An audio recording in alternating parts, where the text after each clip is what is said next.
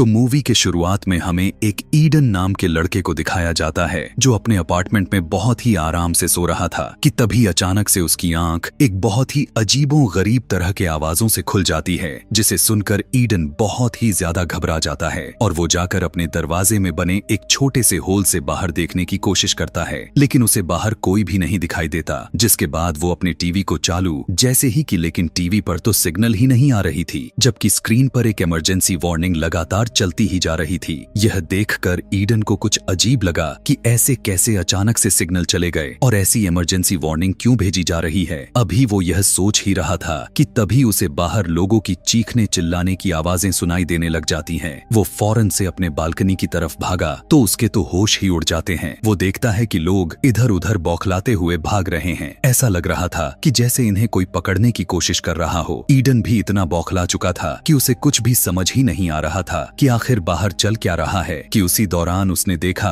कि एक हेलीकॉप्टर उसके पास के ही बिल्डिंग से टकराकर क्रैश हो जाती है। उसके आंखों के सामने ऐसा होता हुआ देखकर उसकी तो हवा टाइट हो जाती है कि तभी उसकी नजर नीचे एक बच्ची पर गई जो भीड़ में शायद खो चुकी थी। ईडन उसे देखकर लोगों को उस बच्ची की हेल्प करने के लिए चिल्लाने लग गया, लेकिन अगले ही पल वो छोटी बच्ची अपने आसपास के लोगों पर अटैक करना शुरू कर देती है और लोगों को बहुत ही अजीब तरीके से काटने लग जाती है। यह देखने के बाद ईडन का आंख अब पूरी तरह से खुल जाता है। उसे यकीन हो चुका था कि यहाँ इस शहर के सभी लोग ज़ॉम्बी बनते जा रहे हैं। डर के मारे ईडन जल्दी से बालकनी से निकलकर अपने अपार्टमेंट में चला गया कि तभी उसने देखा कि उसी टाइम पर एक आदमी उसी के घर में घुस गया है, जो वो भी अपनी जान बचाने के फिराक में था। उसे देखकर ईडन बहुत ज्यादा डर जाता है क्योंकि ईडन को लग रहा था कि यह भी ज़ॉम्बी ही है। दरअसल ये ईडन का नेबर था और वह ईडन से कहने लगा कि डरो मत, मैं ज़ॉम्बी नहीं हूँ। इमोशंस में वो कहने लगा कि मेरे सभी दोस्त ज़ॉम्बी बन चुके हैं और उन्होंने मुझ पर अटैक कर दिया था, लेकिन मैं उनसे खुद को बचाते हुए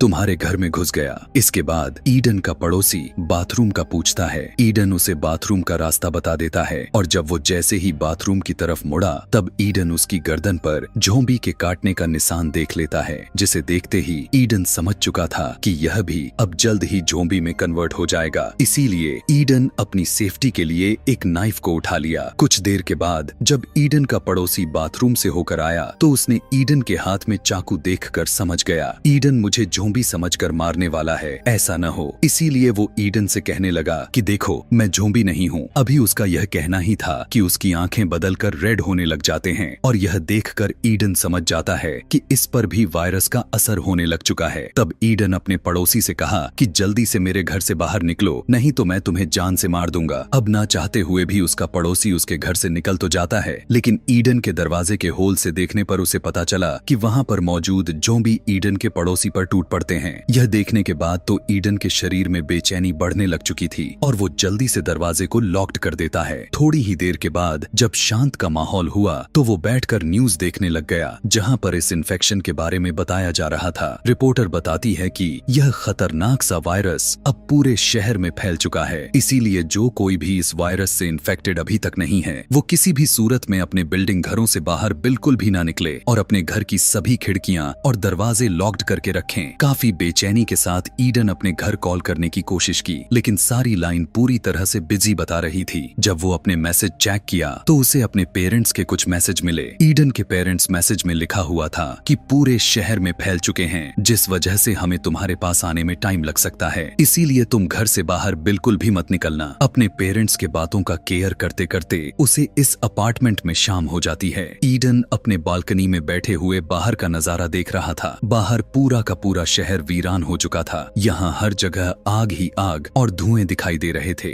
यह सब देखकर ईडन पूरी तरह से टूट जाता है और वो सोचने लगा कि इस तरह के हालात में आखिर वो कैसे अकेले जिंदा रहेगा। अब इस तरह के हालातों का सामना करने के लिए वह अपने अपार्टमेंट के पूरे रूम में छोटे छोटे नोट्स लगा देता है ताकि इन नोट्स को देखकर उसे हिम्मत मिलती रहे, और वो मिरर पर Day 1 लिख देता है। ईडन को पूरा यकीन था कि यह ज़ॉम्बी वायरस कई महीनों तक भी चल सकता है, इसीलिए इन मुश्किल हालात में वो अपने घर में ही एक सेफ जगह बना लेता है ताकि वो हर आने वाले खतरों के लिए तैयार और सामना करने में पीछे न हटे। ऐसे ही दिन गुजरते चले जाते हैं जो सीधा 1 वीक बीत चुका था। रात में वो अपने लैपटॉप पर अपनी एक वीडियो रिकॉर्ड की जिसमें वह बताता है कि उसके अपार्टमेंट में अकेले कैसे दिन गुजर रहे हैं। साथ ही वो अपने पेरेंट्स को भी कॉल करने की कोशिश की, लेकिन लेकिन सिग्नल अभी भी नहीं आ रहे थे। वक्त के साथ साथ अब ईडन को अकेलापन महसूस होने लग चुका था और एक दिन जब उसे पता चलता है कि उसके किसी भी नल में पानी नहीं आ रहा तो वो यह देखकर बहुत ही ज्यादा परेशान हो गया था। ऊपर से ईडन के पास का खाना भी ज्यादा मात्रा में खत्म हो चुकी थी, इसीलिए वो अब थोड़ा थोड़ा खाना खाकर गुजारा करने लगा था। ईडन घिरे हुए ज़ॉम्बियों के बीच में अकेला फंसा हुआ था। उसे कुछ भी पता नहीं था कि आखिर बाहर की दुनिया में क्या चल रहा है। एक दिन जब ईडन अपने लैपटॉप में कुछ देखने लग गया तभी उसे किसी के आहट सुनाई देती है। वो फौरन से खुद की बचाव के लिए एक बेसबॉल बैट हाथ में लेकर तैयार हो गया और तभी हम यह देख पाते हैं कि छत में बने वेंटिलेशन के रास्ते से एक इन्फेक्टेड लड़की ईडन के अपार्टमेंट में आ पहुंचती है। यह देखते ही ईडन खुद को बचाने के लिए किसी कोने में छिप गया और जब वो लड़की ईडन के रूम की तरफ धीरे धीरे बढ़ने लग गई तो इसी का मौका देखकर ईडन पीछे से उस लड़की के सिर पर अटैक कर देता है, जिससे उसकी वहीं पर मौत हो जाती है। अब जबकि उस वेंटिलेशन के रास्ते जो लड़की आई हुई थी उसी को अब ईडन एक सर्फ बोर्ड से उस रास्ते को क्लोज्ड कर दिया ताकि यहाँ से अब कोई दूसरा ज़ॉम्बी अंदर न आ सके। धीरे धीरे दिन गुजरते चले जाते हैं। ईडन जैसे तैसे करके जिंदा रहने की लगातार कोशिश किए जा रहा था। एक दिन जब वो अपनी एक और रिकॉर्डिंग कर रहा था कि तभी उसी टाइम उसे अपनी फोन पर घंटी बजती हुई सुनाई दे पड़ी। वो जल्दी से फोन को रिसीव की और उसने देखा कि उसकी माँ का एक वॉइस मैसेज आया हुआ है। उसकी मॉम बताने लग गई कि हम लोग इसी शहर के काफी करीब आ चुके हैं और कुछ ही घंटों में तुम्हारे पास पहुंचने वाले हैं। इससे पहले कि ईडन की मॉम अपनी बातों को पूरा करती तभी उसी टाइम पर उन्हें कुछ इन्फेक्टेड लोग घेर लिए थे। ईडन वॉइस मैसेज के आखिरी कुछ सेकंड्स के लिए अपनी मदर फादर का चीखते चिल्लाते हुए आवाजों को सुनता है और फिर मैसेज बंद हो जाता है। यह सब सुनने के बाद ईडन को यकीन हो चुका था कि उसके पेरेंट्स अब इस दुनिया में नहीं रहे। वो काफी ज्यादा ही रोने लग चुका था क्योंकि अब उसके पास बचे हुए लाइफ को इस दुनिया में जीने की कोई वजह नहीं बची थी। अब वो यहाँ से उसी बेसबॉल बैट को उठाया और यहाँ से भागने का प्लान बनाया। घर से बाहर निकलते ही उसे काफी सारे इन्फेक्टेड लोग दिखाई दे पड़े। तभी उसकी नजर अपने पड़ोसी पर जाती है जो अभी तक जिंदा तो था लेकिन वो काफी बुरी तरह से घायल था, जिस वजह से वो ईडन पर अटैक भी नहीं कर सकता था। इसके बाद ईडन बिल्डिंग से बाहर निकलने का रास्ता ढूंढने में लग जाता है लेकिन उसे कहीं से भी रास्ता ऐसा नहीं मिल रहा था जहां से वो बाहर निकल सके, क्योंकि हर एक जगह पर ज़ॉम्बिस खड़े हुए नजर आ रहे थे, जिसे देखकर ईडन समझ जाता है कि वो इतने सारे इन्फेक्टेड लोगों के बीच से यहाँ से नहीं निकल सकता। और अब जैसे ही वह अपने अपार्टमेंट की तरफ आगे बढ़ा तभी इन्फेक्टेड लोग ईडन पर हमला कर देते हैं, लेकिन ईडन जैसे तैसे करके खुद को बचाते हुए अपने अपार्टमेंट में घुस जाता है और फ्रिज को दरवाजे के सामने लाकर उन्हें बाहर ही रोक कर रखता है ताकि कोई भी इन्फेक्टेड अंदर ना आ सके।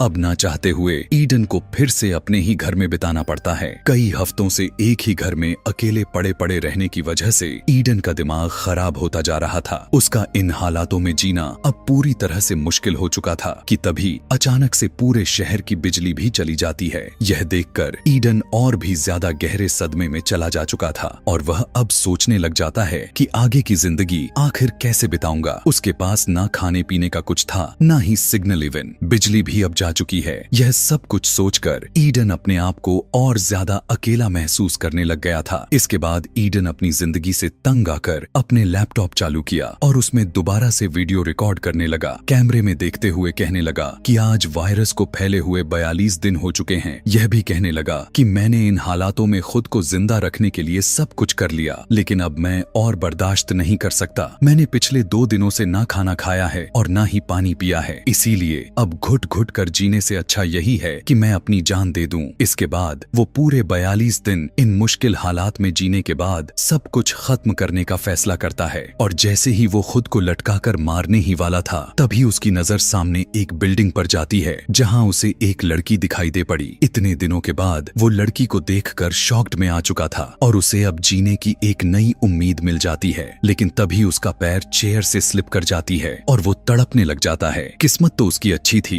कि रस्सी पतली थी जो टूट गई और उसकी जान बच जाती है। जिसके बाद ईडन फौरन खिड़की के पास जाकर उस लड़की को गौर से देखने लग जाता है। एक जिंदा नॉर्मल लड़की को देखकर उसे अपनी आंखों पर यकीन नहीं हो रहा था क्योंकि वो पिछले 42 दिनों के बाद किसी इंसानों को अपने आंखों से देख रहा था। तभी वो लड़की भी ईडन को देख लेती है लेकिन वो लड़की जल्दी से विंडो से पर्दा बंद कर लेती है क्योंकि वो उसे ज़ॉम्बी समझ रही थी। अगले दिन ईडन खिड़की के पास जाता है जहां वो उस लड़की को फिर से गौर से देखने लग गया। अब इससे पहले कि वो लड़की ईडन को फिर से ज़ॉम्बी समझकर छुप जाती, ईडन जल्दी से एक पेपर पर हाय लिखकर उसकी तरफ हाथ हिलाता है। यह देखकर वो लड़की समझ चुकी थी कि ईडन कोई ज़ॉम्बी नहीं बल्कि इंसान है। लड़की को भी अब खुशी का ठिकाना ही नहीं रहा था। अब यहाँ से ईडन पेपर के जरिए उस लड़की को अपना नाम बताया। यह देखकर वो लड़की भी अपना नाम ईवा बताती है। ईवा ईडन से पूछने लग गई कि क्या तुम्हारे पास खाने पीने की कुछ है। तब ईडन उसे बताता है कि मेरे पास खाने की कुछ भी नहीं है, लेकिन पीने के लिए ढेर सारा पानी है। ईवा देखती है कि उसके घर के दरवाजे के पास ज़ॉम्बी आ चुके हैं, जिस वजह से ईवा पर्दा बंद करके जाने लग गई। लेकिन जाने से पहले ईडन पेपर पर लिखकर ईवा से पूछता है कि क्या कल भी हम इस तरह से बात कर सकते हैं, जिस पर ईवा हाँ में जवाब देकर वहाँ से चली गई। रात में ईडन टूथपेस्ट खाकर गुजारा करता है। कुछ देर के बाद तेज बारिश शुरू हो चुकी थी। यह देखकर पानी स्टोर करने के लिए ईडन बाहर बर्तन रख देता है और खुद भी पूरे 42 दिनों बाद बारिश के पानी में नहाने लगा। 42 दिनों में ईडन की दाढ़ी भी काफी बढ़ चुकी थी, इसीलिए अपने दाढ़ी को शेप की और अगले दिन ईडन लड़की के सामने आया। ईडन एक बॉल के साथ रस्सी को बांधते हुए ईवा की तरफ फेंक देता है, जिसे ईवा पकड़ लेती है और इसके बाद ईडन इस रस्सी पर 2 पानी की बोतल बांधकर ईवा की तरफ धकेल देता है। लेकिन वो बोतल सामने के जाली से तेजी से टकरा जाती है, जिसकी आवाज नीचे एक ज़ॉम्बी सुन ली थी और वो ज़ॉम्बी सीधा ईवा की अपार्टमेंट की तरफ चढ़ना शुरू कर दिया। तब ईडन ज़ॉम्बी को देख लिया था। उस ज़ॉम्बी का ध्यान भटकाने के लिए एक बोतल उठाकर इस ज़ॉम्बी के सर पर मारता है, जिससे अब वो ज़ॉम्बी ईडन को भी देख चुका था और अब वो ईडन पर काफी गुस्सा हो जाता है। इसके बाद अब वो ज़ॉम्बी ईवा को छोड़कर ईडन को मारने के लिए उसके अपार्टमेंट पर चढ़ना शुरू कर देता है। तब ईडन जल्दी से बेसबॉल का बैट उठाकर लाया और जैसे वो ज़ॉम्बी ईडन के रूम के अंदर घुसने ही वाला था, तब ईडन उसे बेसबॉल बैट से मार मार कर उसकी जाने ही ले लेता है। जैसे ही रात हुआ तो ईडन का भूख अंतिम चरण तक पहुंच चुकी थी। उसका भूख से बुरा हाल हो चुका था। उसके पेट में दर्द होने शुरू हो चुके थे,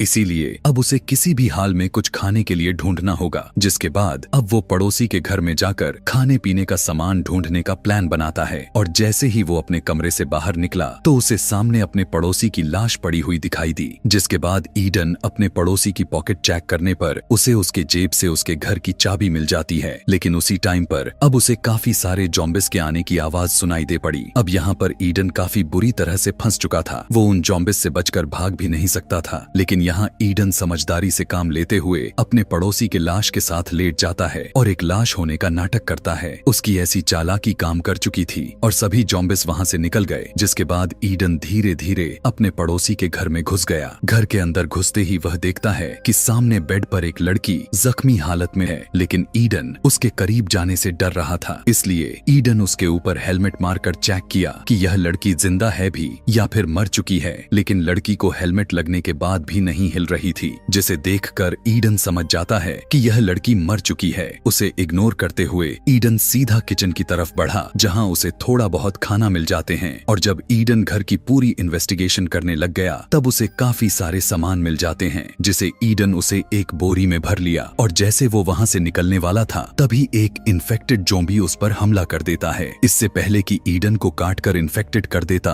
तभी ईडन एक टेबल लैंप से ज़ॉम्बी के सर पर मारकर नीचे गिरा देता है। अब यह ज़ॉम्बी इतना गुस्से में आ चुका था कि उसे खाने के लिए ही झपट पड़ा। तब ईडन एक एक्स का इस्तेमाल में लेते हुए उस इन्फेक्टेड ज़ॉम्बी को हमेशा के लिए खत्म कर देता है। इसके बाद जैसे वो बाहर निकलने लगा तो उसने देखा कि बाहर तो अब काफी सारे ज़ॉम्बी खड़े हुए हैं, जहां ईडन धीरे धीरे उन ज़ॉम्बिस से बचते हुए अपने रूम में घुस जाता है। रूम के अंदर आते ही वो जल्दी से अपने कपड़े उतारता है और अपनी बॉडी को चेक करने लग गया कि कहीं मुझे ज़ॉम्बी ने काट तो नहीं लिया, लेकिन उसकी बॉडी पूरी तरह से सेफ थी। इसके बाद वो पड़ोसी के घर से लाए हुए बैग को चेक की, जिसमें उसे 2 वॉकी टॉकी मिली, जिसे देखकर ईडन फैसला कर लेता है कि इनमें से एक वॉकी टॉकी ईवा को दे देगा ताकि ईवा मुझसे आवाजों के थ्रू बात कर सके। इसके बाद ईडन अपने कपड़ों से एक रस्सी बनाकर बालकनी से नीचे उतरने लग जाता है।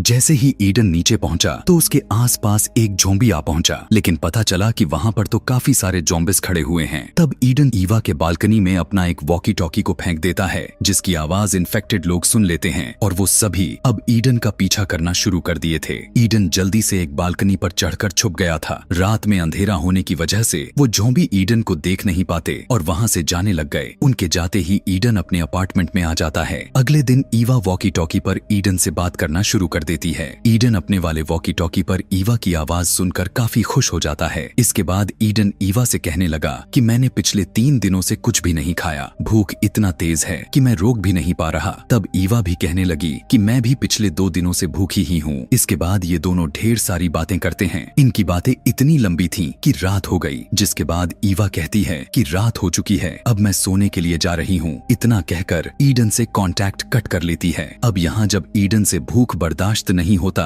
तो फाइनली वो खाना ढूंढने के लिए इस बिल्डिंग को ही एक्सप्लोर करने का फैसला करता है। वो अपने बाथरूम के उसी वेंटिलेशन का रास्ता खोलता है जहाँ से उसके रूम में ज़ॉम्बी वाली लड़की घुसी थी। वेंटिलेशन के रास्ते से होता हुआ पड़ोसी के घर में जाने लगा। आगे बढ़ते हुए उसे एक इन्फेक्टेड की लाश मिलती है जो शायद ऑक्सीजन की कमी से मर गया था। उसे देखकर ईडन बहुत ही बुरी तरह डर जाता है, लेकिन फिर वो किसी तरह हिम्मत बनाते हुए आगे की तरफ बढ़ने लगा। अब वो अपने पड़ोसी के बाथरूम तक पहुंच चुका था, लेकिन जैसे ही वो जमीन पर उतरता है तो उसे खून का एक लंबा निशान दिखाई दिया। उसी निशान को फॉलो करते हुए जब वह सामने लगे पर्दे को हटाता है तब वहां पर कोई भी नहीं था। अब ईडन धीरे धीरे आगे बढ़ते हुए पूरे घर की अच्छे तरीके से इन्वेस्टिगेशन करना शुरू कर देता है और जब वो किचन तक गया तो वहां उसे खाने का काफी सारा सामान मिल जाता है। इसके बाद वो ईवा से कांटेक्ट करके उसे बताता है कि मुझे ढेर सारा खाना मिला है। यह सुनकर ईवा गुस्सा हो जाती है और वो ईडन से कहती है कि तुम मुझसे बिना पूछे उस घर में कैसे चले गए, वहां तुम्हारे जान को खतरा हो सकता है। ईडन कहने लगा कि तुम टेंशन मत लो, यहाँ कोई भी नहीं है। जिसके बाद अब ईवा कहने लग गई कि मैं भी तुम्हारे पास आना चाहती हूँ, लेकिन ईडन उसे समझाने लगा कि अभी तुम मेरे पास मत आओ, इस तरह से तुम खतरे में पड़ सकती हो। मैं जब इस घर से निकल जाऊंगा तब मैं तुम्हें सेफली इस घर में लेकर आऊंगा। तब ईवा मान जाती और ईडन से कहती है कि अपना ख्याल रखना। अब जबकि ईडन को खाना मिल चुका था, इसीलिए वो अब अपने अपार्टमेंट तक जाने का सोचता है कि तभी उसी टाइम उसकी नजर उसके सामने के दीवार पर बने एक बड़े से होल पर जाती है और जब वो उस सुरंग के करीब गया तो वहां उसे किसी की आसपास होने का एहसास होता है। जैसे ही ईडन पीछे मुड़ा तो उसके पीछे एक बूढ़ा आदमी खड़ा था जो उसके हाथ में एक नुकीला औजार था। यह दोनों एक दूसरे को देखने के बाद समझ जाते हैं यह दोनों ज़ॉम्बी नहीं है। जिसके बाद वो बूढ़ा आदमी अपना हथियार नीचे कर लेता है और वो ईडन से पूछने लगा कि तुम यहाँ पर क्या कर रहे हो, जिस पर ईडन बताने लगा कि मैं यहाँ बस खाने की तलाश में आया हुआ था। तब वो ईडन से पूछता है कि तुम वॉकी टॉकी पर किससे बात कर रहे थे। यहाँ ईडन झूठ बोलने लगा कि मैं अकेले ही खुद को मोटिवेट करने के लिए बात कर रहा था। इस तरह से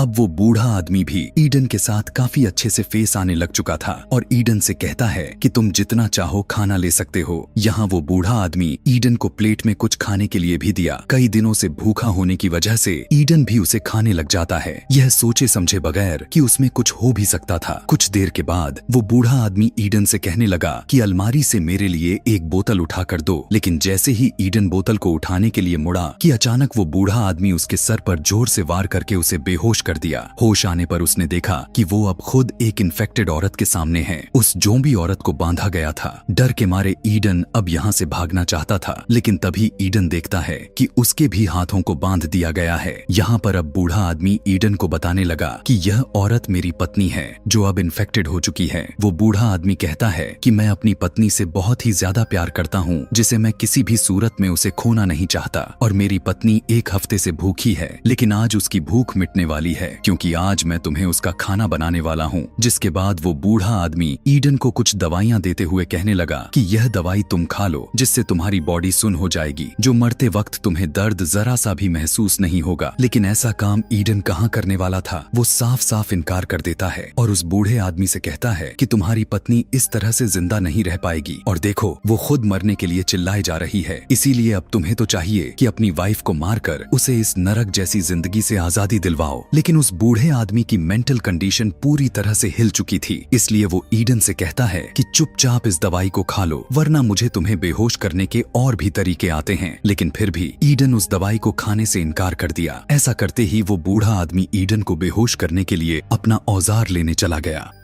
अब ईडन में खौफ साफ साफ नजर आ रहा था। सोचने लगा कि अगर मैं यहाँ जल्द ही कुछ नहीं किया तो मैं मारा जाऊंगा। इसीलिए वह जैसे तैसे करके खुद को छुड़ा लिया और दरवाजे के पीछे छुप जाता है। अब जैसे ही वो बूढ़ा आदमी ईडन को मारने के लिए आया, तब ईडन बड़ी चालाकी के साथ उस बूढ़े आदमी को पकड़कर उसी के पत्नी के पास धकेल दिया, जिसके बाद उस बूढ़े आदमी के अपनी पत्नी पकड़कर जोर जोर से उसे काटने लग जाती है। यहाँ ईडन उन दोनों को छोड़कर दरवाजा बंद कर देता है और अपना सामान पैक करके अपने अपार्टमेंट की तरफ निकल गया कि तभी ईवा वॉकी टॉकी के जरिए उसे बताती है कि मेरे अपार्टमेंट में इन्फेक्टेड लोग घुस चुके हैं। यह सुनकर ईडन जल्दी से ईवा को बचाने के लिए उसके अपार्टमेंट की तरफ जाने लगता है। ईडन जैसे ही अपने अपार्टमेंट की बालकनी पर पहुंचा तो उसे सामने ईवा दिखाई देती है। वो देखता है कि बालकनी में वो फंसी हुई है। अब उसके पास निकलने का कोई रास्ता नहीं बचा था। अब यहाँ पर फौरन से ईडन ईवा को बचाने के लिए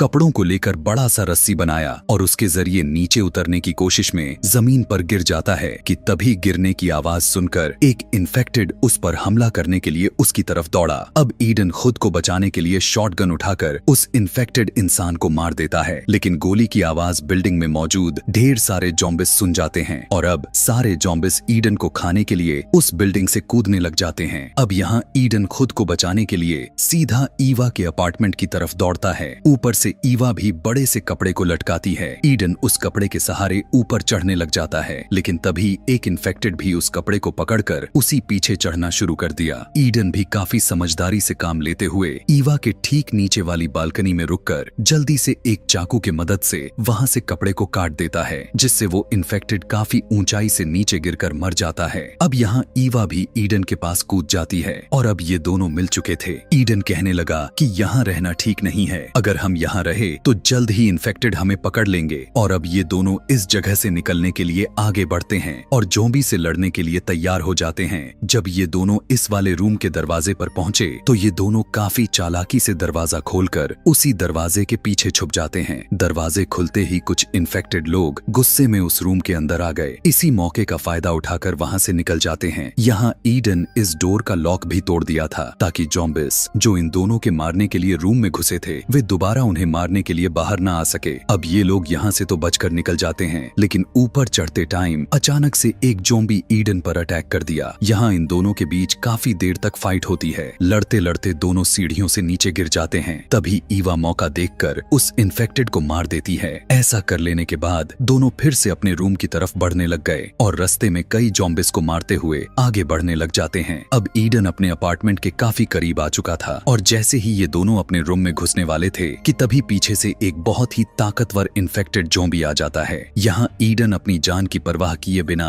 ईवा को रूम के अंदर करके खुद उस ताकतवर इन्फेक्टेड से लड़ने लग जाता है। कुछ देर के बाद ईडन घबराते हुए जल्दी से रूम के अंदर आकर डोर को लॉक्ड करके फ्रिज को उसके सामने कर देता है ताकि इन्फेक्टेड दरवाजा न तोड़ सके। अब ईडन ईवा को खुद से दूर रहने के लिए कहने लगा था और उसे बेसबॉल का बैट पकड़ाकर कहने लगा कि मुझे मार डालो क्योंकि मैं इन्फेक्टेड हो चुका हूँ। कहने लगा कि अब मैं बहुत ही जल्द खुद से कंट्रोल खो दूंगा और मैं नहीं चाहता कि इन्फेक्टेड होने के बाद कहीं मैं तुम्हें नुकसान ना पहुंचा दूं, इसलिए तुम्हें मुझे मारना होगा। लेकिन ईवा ऐसा करने से मना करने लग जाती है क्योंकि ईडन ने उसे बचाने के लिए अपनी जान खतरे में डाल दी थी। अब जब ईवा ईडन को मारने से मना कर देती है तब ईडन बिल्डिंग से कूदकर खुद की जान लेने का फैसला करता है। यहाँ ईडन ईवा से कहने लगा कि तुम वेंटिलेशन के रास्ते से होते हुए मेरे पड़ोसी के घर चले जाना जहाँ तुम्हें काफी सारे खाने मिल जाएंगी। अब यहाँ ईडन कूदने से पहले जब अपने टी शर्ट को उतारा और अपने बॉडी को चेक करने लगा तब उसे अपने बॉडी पर किसी भी तरह के काटने का निशान नहीं था, यानी उसे उस ज़ॉम्बी ने नहीं काटा हुआ था। यह देखकर उसकी खुशी का ठिकाना ही नहीं रहता। जिसके बाद ये दोनों एक दूसरे को गले लगे और ये दोनों